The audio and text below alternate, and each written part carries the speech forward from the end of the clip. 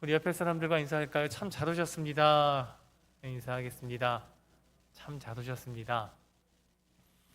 앞서 광고 시간에 이야기한 것처럼 이번 주는 특별 새벽 기도회로 우리가 모이고 있습니다. 공동의회를 앞두고 특별 새벽 기도회, 공동의회뿐이겠습니까? 이제 코로나 이후에 개인적인 신앙을 위해서도 좋은 시간인 것 같습니다. 다만 안타까운 것은 이전과 달리 많은 분들이 보이지 않는다는 거죠. 코로나 이전에는 보였던 분들이 새벽에 잘 보이지 않습니다. 그 자리에 나와서 함께 은혜 받고 또 기도의 감격을 누리고 단순히 공동의회뿐만 아니라 개인적으로 그 신앙의 그 고삐를 한번 죄어보는, 그래서 하나님의 은혜를 누려보는 시간 되었으면 좋겠어요. 지금 목요일, 금요일, 토요일 3일 남았습니다. 3일 동안 조금 불편하시더라도 힘들더라도 이 새벽 기도에 나오셔서 은혜 받고 또 우리가 다시 한번 신앙으로 굳건하게 설 수 있는 우리 용산 남부교회 되었으면 진심으로 좋겠습니다. 우리 여기 나오신 분들이 주변 분들과 또 안 나오신 분들 독려해서 내일 새벽에는 다 함께 얼굴 보고 함께 말씀 듣고 기도했으면 좋겠습니다. 제가 이제 서두를 앞서 나아가다가 예전에 읽었던 시집이 딱 떠올랐습니다. 원태현 씨가 쓴 시집인데요. 시집 제목이 이렇습니다. 좀 띄워주시겠어요? 넌 가끔가다 내 생각을 하지, 난 가끔가다 딴 생각을 해. 연로하신 분들이니까 감흥이 없으실 겁니다. 젊은 청년들이 하는 이야기라서 저도 별로 이렇게 손발이 오그라들 뿐 감흥이 없어요. 근데 이 이야기를 청년 시절에 들었을 때는 참 기발하다라는 생각을 했습니다. 이 의미는 잘 아시겠어요? 나는 가끔가다, 너는 가끔가다 내 생각을 하죠. 그러니까 상대방은 가끔가다 나를 생각하는 겁니다. 그런데 나는 가끔가다 딴 생각을 하는 거죠. 그럼 주로 무슨 생각을 한다는 거예요? 대부분의 생각을 너를 생각한다는 겁니다. 굉장히 여자들에게 좋은 문구인데, 제가 이 생각을, 이 시집이 떠올랐던 이유는 이 사람이 어떤 사람이냐라고 알기 위해선 지금 그 사람이 어떤 생각을 주로 하고 있느냐, 어디에 관심을 두고 있느냐, 하루에 그 머릿속을 볼 수만 있다면 그 머릿속 안에 어떤 생각들이 자주 나타나고 또 많이 나타나고 있느냐, 그 빈도수를 확인해 본다면 이 사람이 이런 목적을 갖고 또 이런 방향으로 살아가고 지금 무엇을 좋아하며 또 무엇을 목표로 살아가고 있구나라는 그 사람에 대해서 잘 알 수 있습니다. 그렇다면 이제 여러분에게 묻겠습니다. 오늘 한 날을 사셨죠? 여러분은 오늘 한 날을 사시면서 무엇을 가장 많이 생각하셨습니까? 여러분의 머릿속에 가장 많이 등장했던 인물은 누구입니까? 그리고 여러분의 머릿속을 가장 많이 왔다 갔다 했던 사건들은 또는 생각들은 무엇입니까? 그것을 곰곰이 따져본다면 오늘 우리가 무엇에 관심을 두고 있고 우리의 목표가 무엇인지, 우리가 어떤 방향으로 나아가는지를 알 수 있죠. 제가 이 설교를 준비하면서 비단 오늘뿐만 아니라 이 설교를 준비하는 시간부터 지금까지 찬찬히 한번 돌아봤어요. 나는 과연 어떤 생각을 많이 하고 있을까?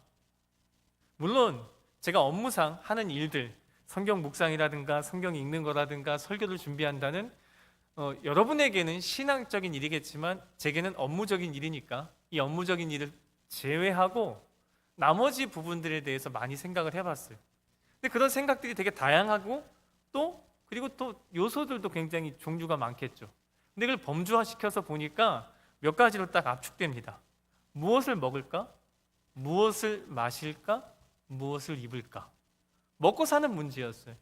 제 머릿속을 가득 채우고 있었던 건 어떻게 하면 잘 먹고 어떻게 하면 잘 살고 어떻게 하면 잘 입을까? 이런 생각이 주를 이루었더라고요. 그러면서 참 많이 부끄러웠습니다.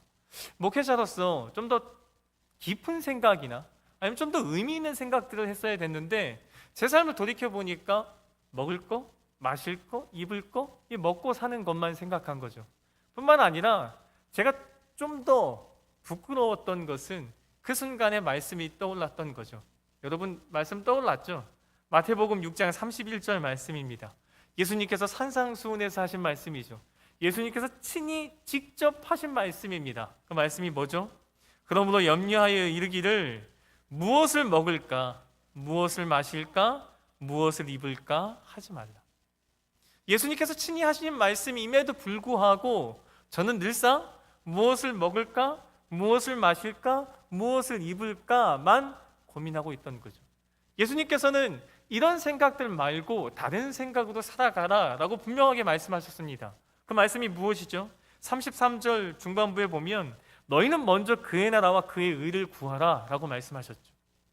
먹을 것, 마실 것, 입을 것, 먹고 사는 문제가 아니라 너희가 먼저 생각해야 하는 것은 그의 나라, 하나님의 나라, 그리고 하나님의 정의라는 겁니다. 그런데 그거에 비해서 제 자신이 너무 초라한 거죠. 전 여전히 먹을 것을 생각하고 마실 것을 생각하고 입을 것을 생각합니다. 여러분은 어떻습니까? 여러분은 지금, 아니 오늘을 살면서 어떤 생각들을 여러분 머릿속에 가득 채우고 이 자리에 나오셨습니까? 혹시 저처럼 먹을 것, 마실 것, 입을 것, 먹고 사는 문제 때문에 고심하다가 이 자리에 나오셨습니까? 그렇다면 우리가 이 느헤미야라는 인물을 볼 때 참 많이 초라해질 것 같아요. 왠지 아십니까? 이 느헤미야는 예수님의 말씀을 삶으로 살아냈던 사람입니다. 제 머릿속에 먹고 사는 것이 가득 찼다면 이 느헤미야의 머릿속에는 하나님의 나라, 이것으로 가득 찼던 인물이죠. 느헤미야는 예수님의 말씀을 고스란히 삶에 적용하고 실천했던 사람입니다. 무엇을 먹을까? 무엇을 마실까? 무엇을 입을까? 라는 고민 대신에 하나님의 나라, 그 나라를 먼저 생각하고 자주 생각하고 깊이 생각했던 사람입니다. 느헤미야에게 하나님의 나라는 이렇습니다. 지금 느헤미야는 페르시아에 아직 포로로 잡혀 있고요. 그리고 포로에서 귀환했던 사람들이 있습니다. 이 귀환 공동체가 예루살렘에서 하나님의 나라를 다시 세워나가고 있겠죠. 이 느헤미야의 관심사는 온통 이 예루살렘에 가 있는 겁니다. 이 귀한 공동체가 성전을 짓고 또 그 안에서 신앙으로서 하나님의 나라를 어떻게 세워갈 것인지 거기에 온갖 신경이 쏠려 있는 거죠. 거기에 온갖 관심이 기울어져 있는 겁니다. 그래서 사람들을 보내죠. 지금 그들이 어떻게 살고 있는지 보고 와라. 그러자 2절 말씀입니다. 오늘 본문 2절 말씀이죠. 내 형제들 가운데 하나인 하나니가 두어 사람과 함께 유다에서 내게 이르렀기로. 이제 돌아왔습니다. 돌아왔습니다. 내가 그 사로잡힘을 면하고 남아있는 유다와 예루살렘 사람들의 형편을 물은즉. 이 구절을 읽을 때 뭔가 이상한 점을 발견하셨습니까?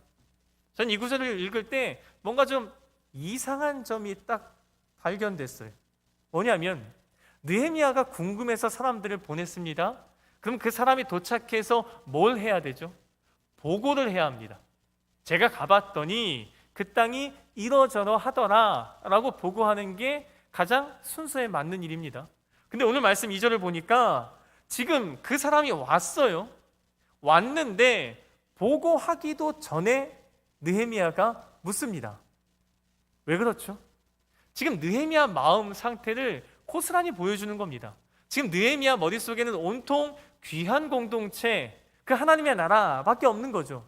그러니까 지금 보고를 기다릴 여유조차도 없는 겁니다. 오자마자 묻는 거예요. 야, 그 땅 어떻지? 야, 예루살렘은 어때? 거기 갔던 사람들은 어떻지? 성전을 짓는다고 하는데 성전은 지어졌어? 성벽은 어떻게 됐어? 그 사람들 신앙으로 잘 살고 있디? 이 수많은 질문들을 막 폭포수같이 쏟아내는 겁니다. 왜죠? 머릿속에 하나님의 나라밖에 없으니까, 머릿속에 귀한 공동체밖에 없으니까 보고를 기다릴 여유조차 없는 겁니다. 그래서 막 폭포수같이 쏟아내요. 그러자 그들이 대답을 합니다. 어떻게 대답하죠? 3절 말씀입니다. 그들이 내게 이르되 사로잡힘을 면하고 남아있는 자들이 그 지방 거기에서 큰 환난을 당하고 능욕을 받으며 예루살렘 성은 허물어지고 성문들은 불탔다 하는지라. 안타까운 소식입니다. 정말 끔찍한 소식이죠. 아마 느헤미야가 어느 정도 예상은 했을지 모르지만 그 예상보다 더 참혹한 보고를 받게 됩니다. 큰 환난을 당했다. 이 큰 환난이라는 것은 라 그돌라라고 하는데요. 이 라는 악하다, 악한 사람 이란 뜻도 있고요. 좋다, 토브의 반대말 좋지 않다라는 걸 뜻합니다. 그러니까 좋지 않은 일이 그돌라 굉장히 크다, 많다라는 뜻이죠. 그러니까 지금 좋지 않은 일들이 연속적으로 일어나는 겁니다. 귀한 공동체가 하나님의 나라를 이루고자 그 머나먼 길을 걸어서 페르시아에서 예루살렘까지 왔음에도 불구하고 그 땅에서 지금 좋지 않은 일들이 끊임없이 일어나는 겁니다. 능욕을 받고 있다. 이 능욕을 받는다라는 것은 비난을 당하고 조롱을 당한다는 거예요.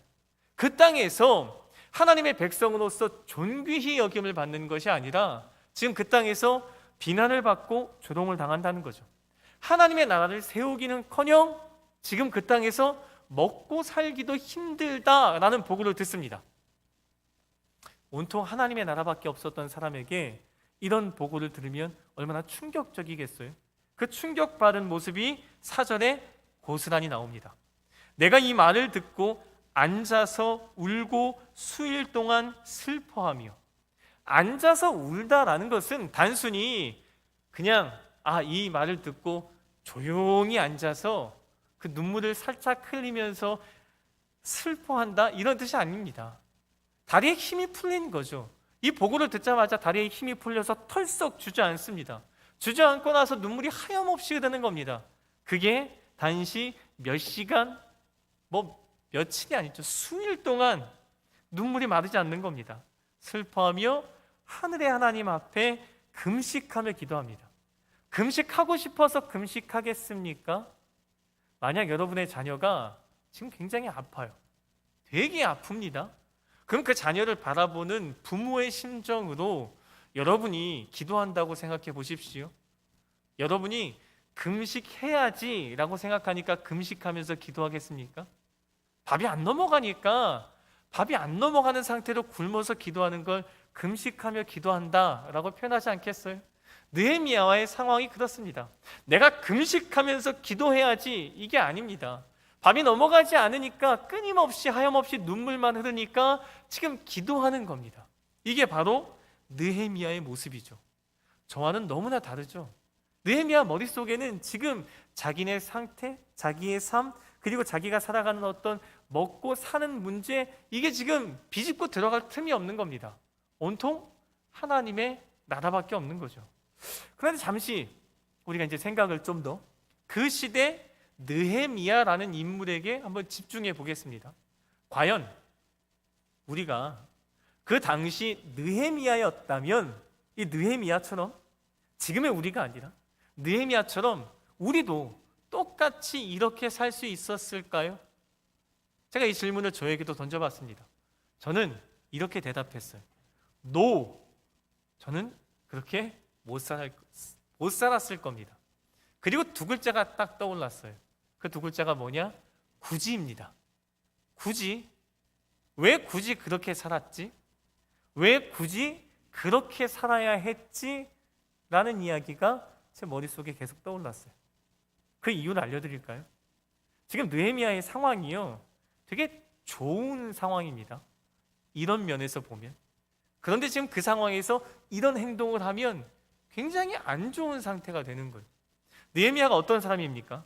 11절, 오늘 읽진 않았는데요, 11절 하반절에 보면 그때 내가 왕의 술관원이 되었느니라 라고 되어 있죠. 그러니까 느헤미야는 페르시아 왕 아닥사스다 왕의 술을 담당하는 관원입니다. 그러니까 술을 담당하는 신하죠. 우리가 생각하기에 술을 담당한다, 왕의 음식을 담당한다, 요리사 정도로 생각하겠죠. 지금으로 따지자면 대통령의 음식을 담당하는 요리사. 단순히 힘이 없습니다. 그냥 음식만 준비하고 또 대접하는 사람이겠죠. 그런데 당시에 이 술을 담당하는 신하라는 것은 굉장히 특별한 지위입니다. 왜인지 아십니까? 그 당시에 고대 근동의 왕들은요, 전쟁에 나가서 죽는 왕보다 독살당하는 왕이 훨씬 더 많았습니다. 그리고 아닥사스다 왕의 아버지인 아하수에로 왕도요, 침실에서 독살당했습니다. 그러니 아닥사스다 왕이 가장 중요시 여기는 사람이 누구겠어요? 자기 가장 최측근에서 자기 음식을 담당하는 사람은 가장 신뢰할 만한 사람에게 맡기는 겁니다. 지금 그 자리에 누가 앉아 있죠? 느헤미야가 앉아 있는 겁니다. 그럼 그것은 권력의 핵심이에요. 단순히 예루살렘, 이스라엘이라는 사라졌다가 이제 시작하는 아주 조그만 마을과 같은 나라가 아니라 페르시아라는 고대 근동을 다 지배했던 거대 국가의 핵심적인 인물입니다. 이게 느헤미야죠. 근데 이 느헤미야가 그 자리에 앉아 있어요. 그 자리에 앉아 있는데 왜 굳이 귀한 공동체를 생각하고 왜 굳이 예루살렘 걱정을 했어야 했을까요? 전 그게 약간 좀 의아했습니다. 두 번째 또 문제가 있어요.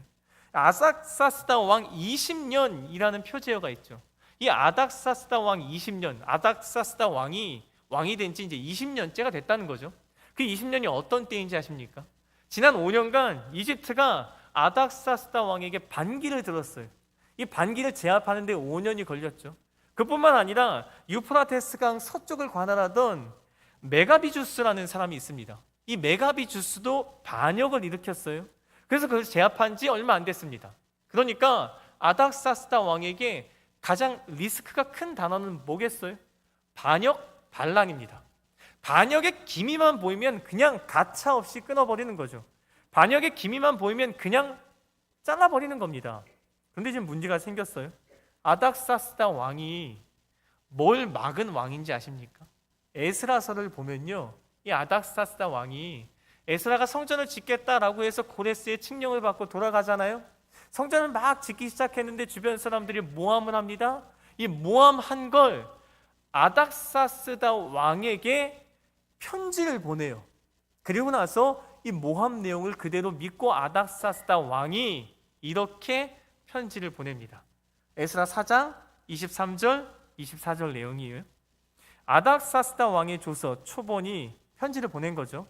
르훔과 서기관 심세와 그의 동료 앞에서 낭독되매 그들이 예루살렘으로 급히 가서 유다 사람들을 보고 권력으로 억제하여 그 공사를 그치게 하니, 이에 예루살렘에서 하나님의 성전 공사가 바사왕 페르시아 왕 다리오 제2년까지 중단되니라. 아닥사스다 왕이요, 지금 예루살렘에 있는 성전 공사를 막았던 왕입니다. 그런데 최측근에 있었던 이 느헤미야가 그 사실을 몰랐을 리도 없고, 만약 이 느헤미야가 예루살렘 성전을 짓는 걸 막았다라는 사실을 알았음에도 불구하고 예루살렘 성전이나 성벽에 관심을 기울였다라는 것은 반역과 반란의 기미겠죠. 단순히 술 맡은 관원의 자리, 그 자리만 잃어버리는 것이 아니라 생명의 위협까지도 느낄 수 있는 겁니다. 반역자로 몰릴 수 있는데 굳이 왜 느헤미야가 그런 생각을, 또 그런 하나님의 나라에 관심을 기울였을까라는 겁니다. 그 세 번째 이유가 있어요. 세 번째 이유는요, 이 느헤미야는 여러분이 보시기에 민족심이 강하고 태생부터 이스라엘 사람이구나 라고 생각하기 쉬운데, 이 느헤미야는 바빌론에서 태어났겠죠. 이제 바빌론이 페르시아가 되니까요. 그러니까 이방 나라에서 태어난 사람입니다. 예루살렘은 가본 적도 없어요. 그냥 혈통으로 외관상 이스라엘 사람이지, 유다 사람이지, 그냥 봤을 때에는 페르시아 사람입니다.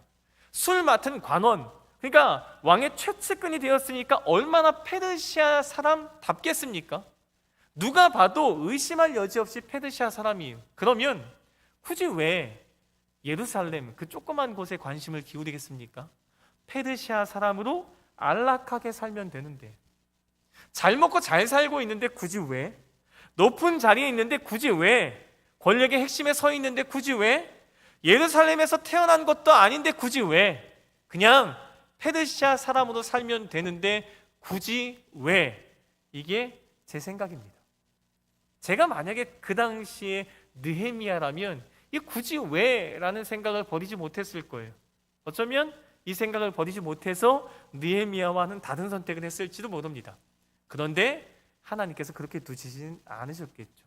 그렇다면 여기서 궁금한 그 궁금증을 해결해야 합니다. 느헤미야는 굳이 왜 그런 일을 했던 거죠?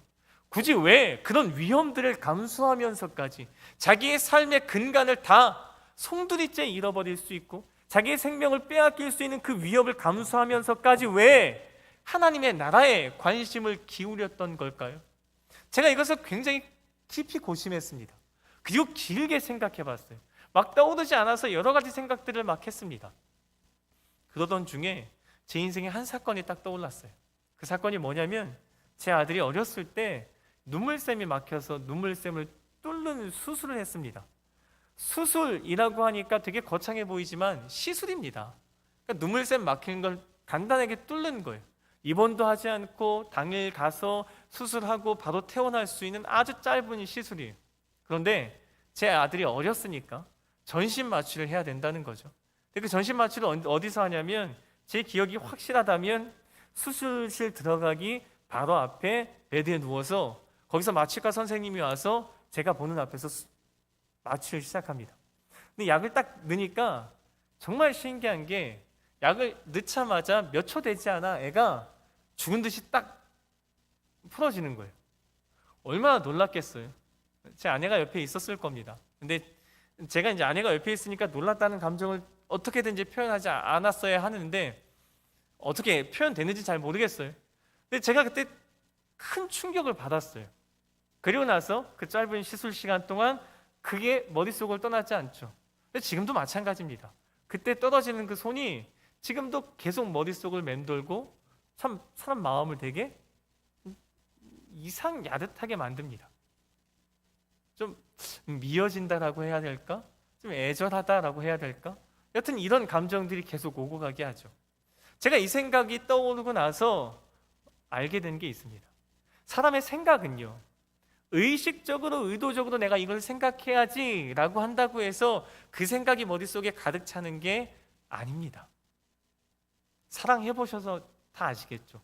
사랑하게 되면요, 내가 사랑하는 사람을 생각해야지 라고 생각해서 사랑하는 사람이 머릿속에 있는 게 아닙니다. 자녀들 길러보셔서 아시겠죠. 내가 이 자녀를 생각해야지, 이 자녀를 어떻게 내가 끔찍하게 돌봐야지 의식적으로 생각하니까 자녀들의 생각이 머릿속에 떠나는 것이 아닙니다. 그죠? 하나님의 나라에 관심을 기울이는 것, 하나님의 나라에 생각을 갖는 것, 이 느헤미야 또한 느헤미야가 의식적으로 그렇게 해야지 라고 생각했기 때문에 그렇게 된 게 아니라는 겁니다. 그럼 어디에 있죠? 하나님께서 그 마음을 주셨던 거죠.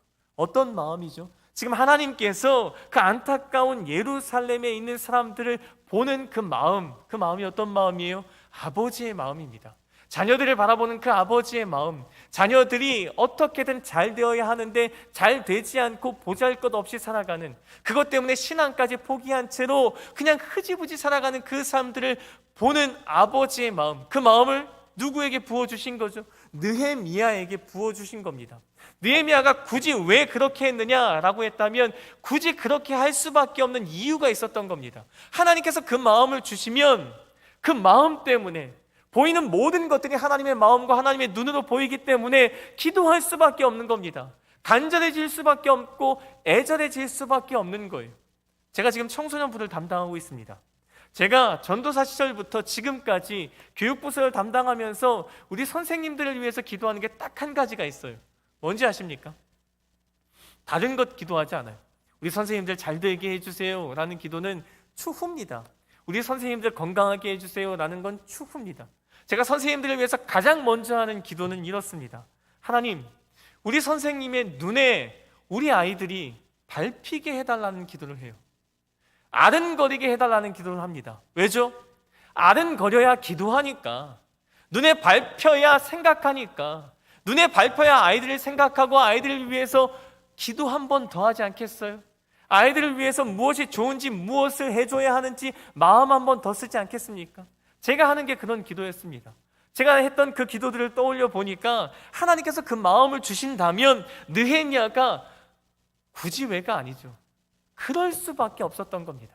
제가 그 자리에 있었어도, 여러분이 그 자리에 있었어도 아마 여러분 생각에도 굳이 왜 그렇게 했을까라고 생각됐겠지만, 여러분이 그 자리에 있었어도 하나님께서 그 마음을 여러분에게 부어주신다면 여러분은 그럴 수밖에 없었을 거예요.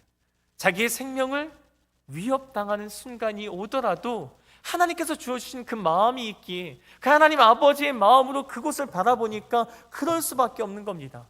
또 그곳이 무너졌다라는 소식을 들으니까 털썩 주저앉아 하염없이 눈물을 흘리고 수일을 하나님 앞에 기도할 수밖에 없었던 거죠. 다시 한번 오늘 우리의 삶으로 돌아오겠습니다. 여러분의 관심사는 어디에 있습니까? 지금 하나님의 나라는 어떻게 되어가고 있죠? 하나님의 교회는 어떻게 되어가고 있습니까? 이 세상에서 하나님의 나라가 온전하게 세워지고 있습니까? 전 전혀 아닌 것 같아요. 하나님의 나라가 곳곳에서 무너지고 있습니다. 교회에서뿐만 아니라 이 세상에서도 하나님의 나라가, 하나님을 믿는 신앙이 올바르다 여겨졌던 그 모든 부분들이 지금 부정당하고 있고, 지금 멸시당하고 있고, 지금 다 무너져가고 있습니다. 믿음의 사람들이 이 세상 가운데 빛과 소금으로 살아내야 하는데, 그 사람들이 다 무엇을 먹을까, 무엇을 마실까, 무엇을 입을까, 자기의 생각에 사로잡혀 있어서 하나님의 나라가 무너진 것에는 무관심한 채로 살고 있습니다. 그뿐입니까? 우리의 교회를 바라보십시오. 코로나 이후에 우리의 교회가 어떻게 되었습니까? 지금 주변에 우리의 성도들 가운데 보이지 않는 분들이 너무나 많습니다. 연락이 되지 않아서 마음 타는 사람들이 너무나 많아요. 그래서 가슴이 탑니다. 근데 연락이 되지 않으니까 안타까운 거죠. 주변 사람, 친한 사람이라도 연락이 될까? 주변 사람에게도 물어보지만 연락이 되지 않아서 안타깝습니다. 그들의 잃어버린 신앙, 그들을 바라보는 하나님의 마음은 어떻겠어요? 그들을 바라보는 하나님 아버지의 마음은 어떻겠어요? 지금 새벽 기도회가 진행되고 있지만 빈자리가 많습니다. 주일 예배가 진행되고 있지만 빈자리가 많죠. 우리의 아이들은 어떻습니까? 우리의 청년들은 어떻습니까? 이 세상, 우리의 가정은 어떻고 우리의 신앙은 어떻습니까? 하나님의 눈으로 바라보십시오. 하나님의 마음, 그 마음으로, 그 아버지의 마음으로 바라보세요. 그러면 우리가 가만히 있을 수 있겠어요? 우리가 그 자리에 그냥 평안하게 있을 수 있겠습니까? 하나님, 그냥 내 한 몸 잘 되면 좋겠습니다. 내가 이런 문제가 있는데 이런 문제만 해결됐으면 좋겠습니다 라는 기도가 먼저 나올 수 있겠습니까? 오늘 저와 여러분에게 하나님 아버지께서 이 마음을 부어주시기를 저는 간절히 기도하고 이 자리에 섰습니다. 그리고 부어주시리라 믿어 의심치 않습니다. 우리가 그 하나님 아버지의 마음을 이 저녁에 받아서 그 마음으로 교회를 바라보고, 그 마음으로 우리의 가족을 바라보고, 그 마음으로 이 세상을 바라봐서 이 세상 가운데 하나님의 나라가 무너진 곳, 그 무너진 곳을 바라보며 하염없이 눈물 흘리며 기도했으면 좋겠어요. 우리의 가족 가운데, 우리의 가족 구성원들 가운데 하나님의 나라가 무너진 사람들이 있다면 그 사람들을 가슴에 품고 기도했으면 좋겠습니다. 우리의 교회 공동체 가운데 하나님의 나라가 무너진 곳이 있다면, 무너진 가정이 있다면, 무너진 사람이 있다면 그 사람과 가정을 위해서 함께 기도했으면 좋겠어요. 아버지의 마음으로 기도했으면 좋겠습니다. 하나님 회복시켜달라고, 하나님 은혜를 베풀어달라고, 하나님 구원해달라고 기도했으면 좋겠어요. 그렇게 기도하는 백성에게 하나님께서 분명히 그 기도의 응답을 보여주실 뿐만 아니라 하나님께서 예수 그리스도를 통해 아까 읽었던 말씀이죠. 마태복음 6장 31절부터 33절까지 말씀입니다. 이 말씀으로 보증해 주시고 약속해 주십니다. 그러므로 염려하여 이르기를 무엇을 먹을까, 무엇을 마실까, 무엇을 입을까 하지 말라. 이는 다 이방인들이 구하는 것이라. 너희 하늘 아버지께서 이 모든 것이 너희에게 있어야 할 줄을 아시느니라. 그러므로 너희는 먼저 그의 나라와 그의 의를 구하라. 그리하면 이 모든 것을 너희에게 더하시리라. 예수님께서 우리에게 하신 약속입니다. 지금 우리가 우리의 관심사에 파묻혀 있다면, 지금 우리가 무엇을 마실까, 먹을까, 입을까, 먹고 사는 문제 때문에 고심하고 있다면 그 고심하는 것 잠깐 내려놓으십시오. 왜요? 하나님께서도 그것이 여러분에게 필요한 것 다 알고 계십니다. 그것보다 먼저 하나님의 나라를 구하십시오. 먼저 하나님 아버지의 마음을 품으십시오. 먼저 그 아버지의 마음으로 하나님 나라가 무너진 곳을 향해 그 애절한 마음으로 기도하십시오. 그 나라가 그곳 가운데 다시 세워지기를 소망하는 마음으로 기도하십시오. 그렇다면 하나님께서 그 모든 것, 여러분이 구하고자 했던 그 모든 것을 넉넉하게 충분하게 채워주실 줄 믿습니다. 오늘 이 밤이 바로 그런 밤 되었으면 좋겠어요. 우리가 지난주에 불렀던 찬양이죠. 이 찬양의 가사처럼 우리가 하나님 아버지의 눈으로 바라봤으면 좋겠습니다.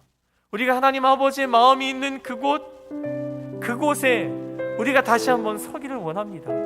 그리고 아버지 당신이 바라보는 그 영혼, 하나님 나라가 무너진 그 세상, 하나님 나라가 무너진 그 교회, 그 교회를 우리가 같이 바라보고 가슴 아파하며 기도하고 다시 회복되는 걸 꿈꿔야 하지 않겠습니까? 우리 이 찬양 부르면서 여러분의 가족을 떠올리십시오. 여러분의 가정을 떠올리시고 이 세상을 떠올리시고 이 교회를 떠올리십시오.